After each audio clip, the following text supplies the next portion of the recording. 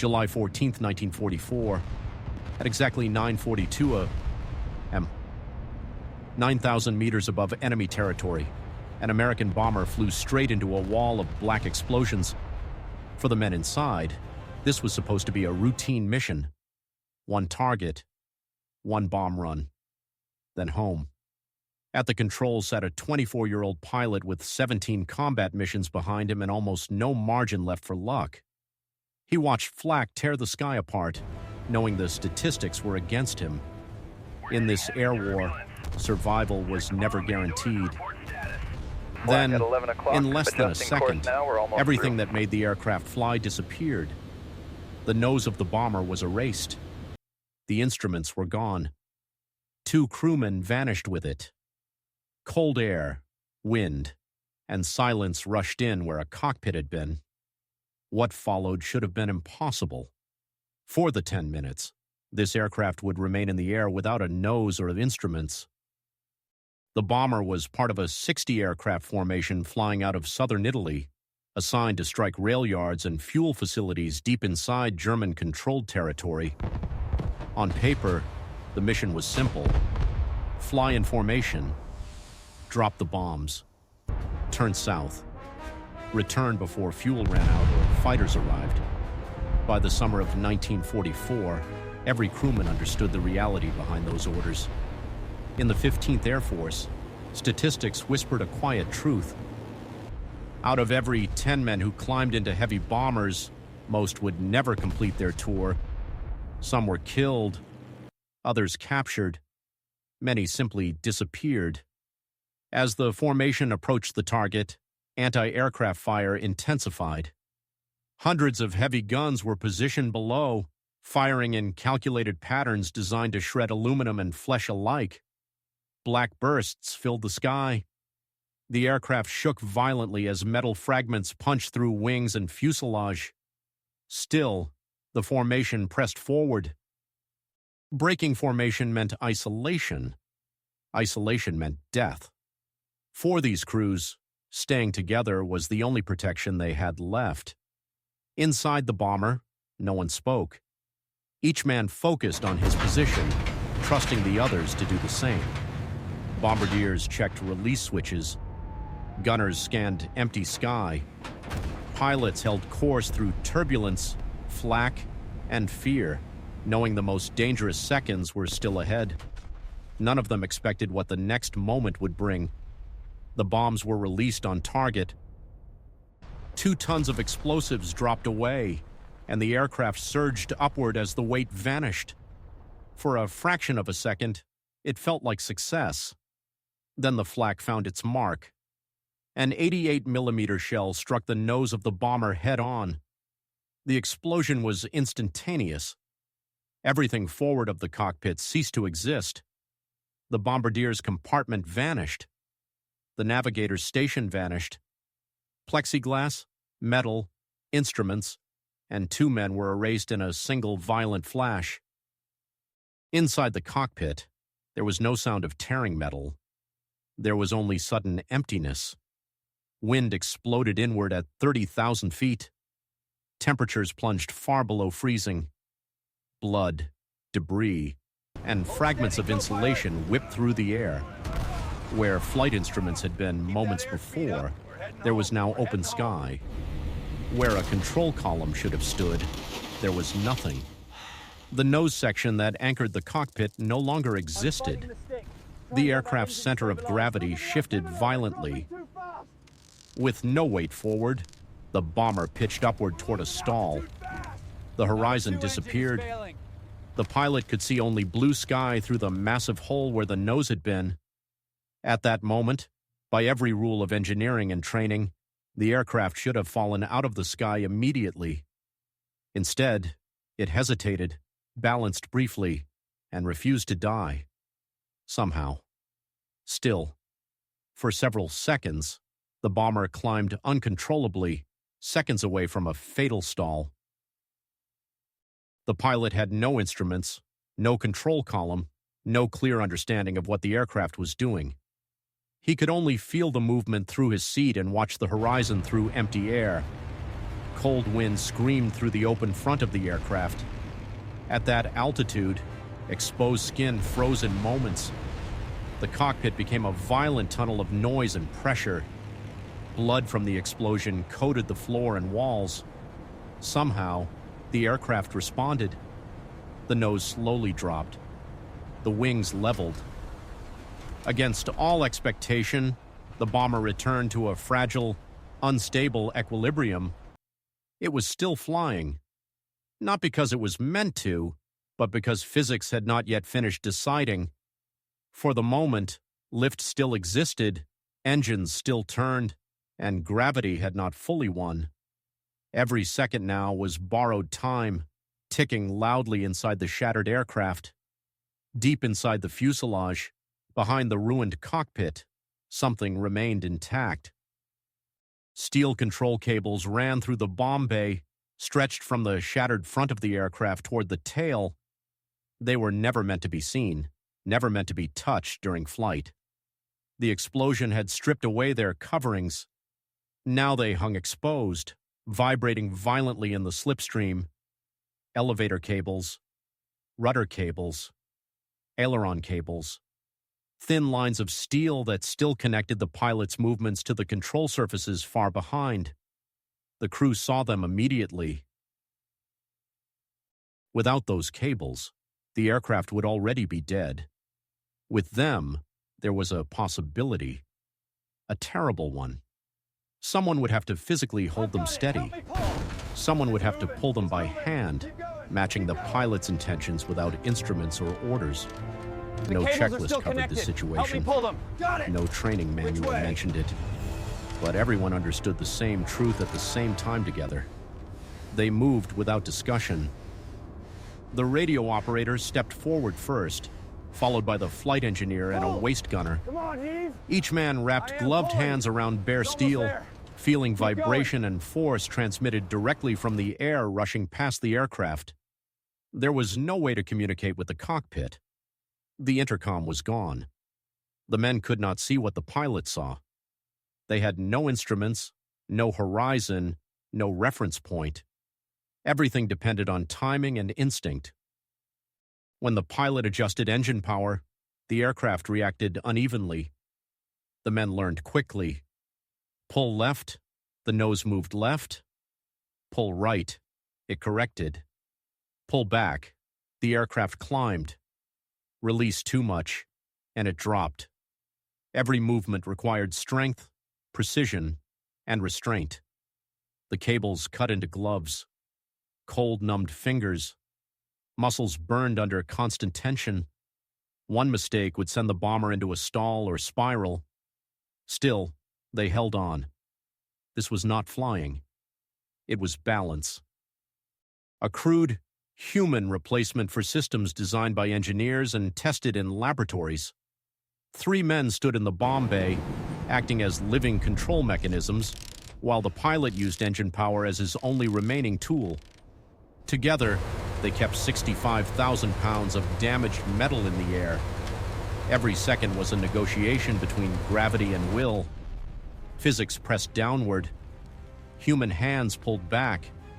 For the moment, the hands were winning. No one spoke. Words were unnecessary and impossible to hear above the wind. The aircraft shuddered, but it obeyed. Somewhere ahead, the sky remained clear. Somewhere below, guns continued firing. Inside the shattered bomber, time stretched and compressed, measured not in minutes, but in muscle strain, freezing breath, and the simple refusal to let go. It was survival reduced to effort, pain, coordination, and the shared understanding that failure meant instant death for everyone. At 9:44 a.m., another flak burst struck home. This time, it hit engine number 2. The radial engine erupted in flame, spraying oil and metal backward along the wing. For several seconds, the propeller windmilled uselessly before seizing completely. The bomber shuddered. Power dropped instantly. With only 3 engines left and massive drag from the missing nose, airspeed began to fall. The formation ahead continued forward, maintaining speed and altitude. They could not slow down. Slowing meant death for everyone. The distance grew quickly. 1 mile, then 2. Without instruments, the pilot could not measure speed or descent rate. He could only feel the aircraft growing heavier, less responsive. Below them, enemy territory stretched endlessly. Above, friendly aircraft vanished into the distance. The bomber was alone now, isolated, damaged, barely controllable. And every second spent behind the formation increased the chance that fighters or more flak would finish what had already begun. The tail began to flex. It was subtle at first, a movement felt rather than seen. Then it became unmistakable. The structure at the rear of the aircraft was bending in ways it was never designed to bend. Stress fractures spread invisibly through metal already weakened by blast and vibration. If the tail failed, the aircraft would disintegrate instantly. The crew in the bomb bay understood the implication. Staying aboard too long meant dying together. Leaving early meant survival, but at a cost. Fewer hands on the cables meant less control. Less control meant a higher chance the aircraft would break apart before everyone escaped. There was no order from the cockpit. There could not be. Communication was impossible. This decision belonged to each man individually. One by one, they prepared to jump. Each departure made the aircraft harder to manage. The cables responded more slowly. Corrections became rougher, less precise. The bomber began to wallow in the air, dipping left, then right. Still, the remaining men pulled harder. Muscles strained. Fingers bled inside frozen gloves. They bought seconds, then minutes. Every man who jumped traded control for distance, hoping the pilot could keep the aircraft stable long enough for the rest to escape. It was not bravery. It was necessity. And it was working, barely. Eventually, only 2 remained in the cockpit. The pilot and his co-pilot sat side by side, watching the horizon through open air. No instruments, no controls, just engine noise and instinct. The co-pilot had no function left. Staying meant dying for nothing. He looked at the pilot. The message required no words. Then he stood, unbuckled, and disappeared toward the rear of the aircraft. The pilot stayed. With almost no one left pulling cables, control became primitive. Engine power was now the only influence he had. Throttle changes nudged the bomber left or right. Lift rose and fell unpredictably. The descent continued. He stayed anyway. Every extra minute in the air gave the men below more separation from the crash site, more distance from German patrols, a better chance at survival. The aircraft was failing, but it was still flying. That was enough. At 10 calcula, M. The pilot made his final calculation. He had delayed long enough. Any longer, and he would not escape. He released the throttles, unbuckled his harness, and felt the aircraft immediately begin to roll. The sky tilted. Gravity reclaimed control. The moment had arrived. The moment the pilot left his seat, the bomber lost its last trace of coordination. With no hands on the cables and no one controlling the throttles, the aircraft dipped sharply to the left. The nose dropped. Speed increased. Gravity took command. The pilot forced his way toward the rear, fighting wind that tried to drag him forward into empty space. The fuselage vibrated violently as the bomber accelerated. Loose debris slammed against the walls. The roar of engines deepened as the angle steepened. He reached the waist gun opening with seconds to spare. The ground rushed closer, no longer distant or abstract. He clipped on his parachute, braced himself, and jumped. The slipstream struck like a solid wall, spinning him sideways. Behind him, the bomber streaked downward, engines still running, already hundreds of feet below. He pulled the ripcord. The parachute snapped open violently, ripping the air from his lungs. Above him, the aircraft continued its final descent. The descent was silent compared to the chaos above. Wind whispered through parachute lines as the pilot drifted downward, injured but alive. Below, the landscape resolved into forests, fields, and scattered buildings. He struck trees hard. Branches shattered. Pain exploded through his leg as bones snapped under the impact. He came to rest tangled in fabric and wood, bleeding, suspended above the ground. Voices reached him within minutes. Enemy soldiers. They had seen the parachutes. They had heard the crash. He was cut down carefully, laid on the forest floor, and treated by a medic who splinted the broken leg and stopped the bleeding. Morphine dulled the pain. Shock dulled everything else. Within hours, he was a prisoner. Over the next days, the rest of the surviving crew was captured as well. All lived. All were wounded only lightly. The war, for them, was no longer in the air. It continued behind wire. The months that followed were slow and quiet. Captivity replaced combat. Waiting replaced motion. The surviving crew spoke often of the mission, replaying each second, each decision, each narrow escape. They spoke of the men who did not survive. Two names repeated until they became permanent scars in memory. No speeches were made. No medals could change what had been lost.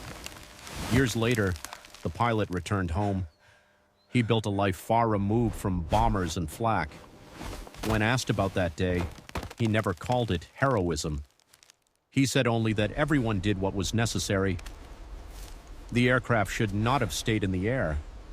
The situation should have ended immediately. But for 10 minutes, human effort held disaster back. Those minutes changed 8 lives. That is what remains. Not the machine, not the mission, but the choice to hold on long enough for others to survive.